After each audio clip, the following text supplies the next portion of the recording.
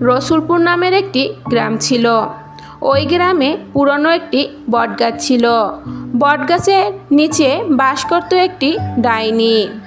ওই গ্রামেরই মেয়ে, নাম তার রূপা। মেয়েটি খুবই চালাক স্বভাবের ছিল। একদিন রূপার মা রূপাকে বলে, তুমি কখনো ওই বটগাছের নিচে যেও না, ওখানে একটি ডাইনি বসবাস করে, ও তোমাকে মেরে ফেলবে।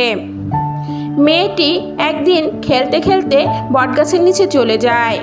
হঠাৎ মেয়েটি বটগাছের নিচে দেখতে পায় একটি মহিলা বসে আছে।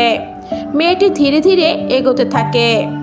মেয়েটি যেতে যেতে দেখতে পায় লাল শাড়ি পরা, চোখ জ্বলজ্বল করছে একটি ডাইনি বসে আছে।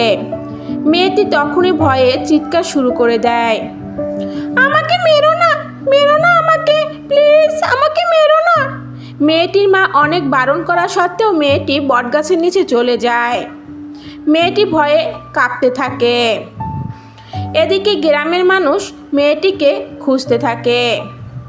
মেয়েটিকে কোথাও খুঁজে পাচ্ছে না।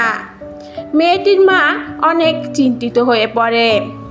গ্রামের মানুষ বলে, হয়তো রূপা ওই বটগাছের নিচে চলে গেছে। আর ওই বটগাছের নিচে যে একবার যায় তাকে আর ফিরে পাওয়া যায় না।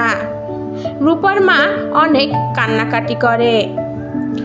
আর এ থেকেই ধীরে ধীরে রূপার অস্তিত্ব মুছে যায় গ্রাম থেকে। বন্ধুরা, তোমরা সবাই সবসময় মায়ের কথা শুনবে। মায়ের অবাধ্য হলে বিপদে পড়বে। ছোট্ট বন্ধুরা, তোমাদের যদি এই কার্টুনের ভিডিওটি ভালো লেগে থাকে তাহলে এখনই এই চ্যানেলটিকে সাবস্ক্রাইব করো। আর কমেন্টের মাধ্যমে জানাও কার্টুনটি তোমাদের কেমন লাগলো।